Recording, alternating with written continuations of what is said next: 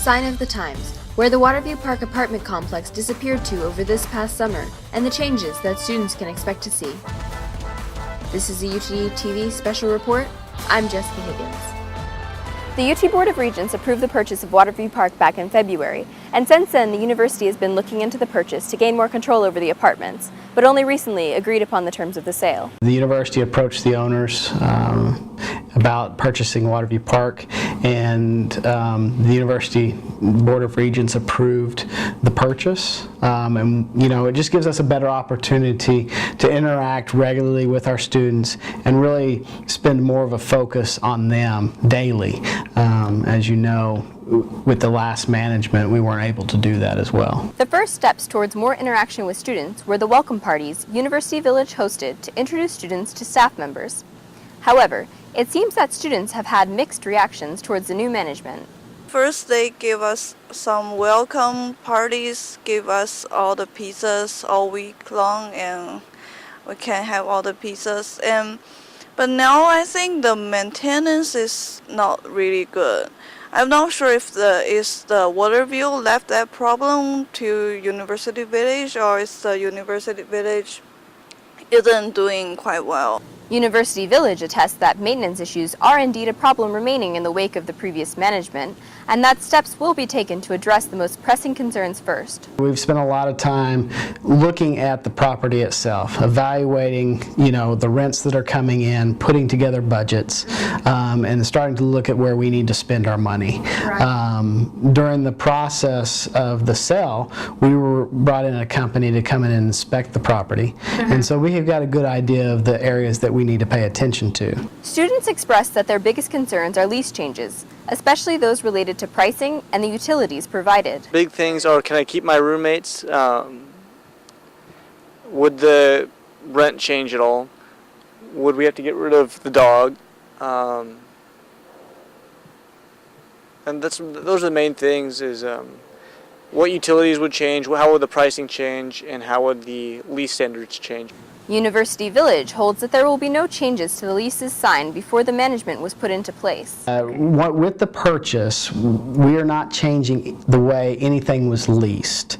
So the way the students lease the apartments is how that's going to last throughout the term of their leases, and that could be through next May or through next July. And students will be happy to hear that they will actually be paying less each month than they were paying before. Actually, the rents that we have in place right now for the different floor plans are the same rents that Waterview Park was charging. Okay. And then we actually, students are not paying a water fee that they were paying. But what about students who already paid too much in July, the month after the transition took place? Because the transition happens so quickly, we couldn't get notification out to students what to pay. And so anything that was paid for July rent, extra and above the rent, the water fee being one, will be credited towards rent for the next month. But students' concerns about utilities don't end with their water bills. I would like to have wired internet in the rooms. So we have to pay for internet here, and even if we have that wireless, sometimes it doesn't work very well, so I'd like to have at least wired available.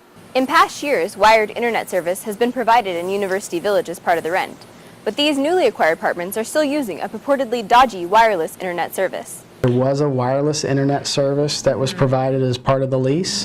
That is still in place. And right now I'm working closely with IR on campus to evaluate potential options for that area. Okay. That could include anything from, a change in the near future of providing internet and cable, or to waiting until, the next time the leases come around. Together with the acquisition of phases 1 through 4, and the 5th residence hall opening in the fall, there will be around 4,700 beds on campus next fall. But even with all the new spaces, there still isn't enough supply of housing to meet the demand. And our hope is that we can house as many students who want to live on campus as possible. That doesn't always take place. There are always students who can't find housing on campus. We do our best to try and help them locate housing. And one of the things that we've done in the past year is we have a link on our website that activates to show off-campus housing apartments, what's available out there for students. So we're doing everything we can to help accommodate our students who want to live on or near campus. However, some students don't think the university is doing enough to help them find housing, and many students are choosing to live illegally on campus in overcrowded units.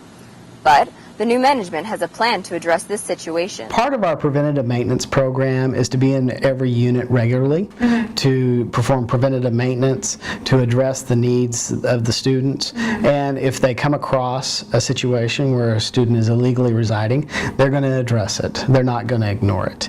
And we're in those units enough, just like we have been in phases 5 through 9, where we immediately will address that issue. According to the Office of Communication, the purchase price for the Waterview Park apartments was about $48 million, based on information from the UT System Real Estate Office.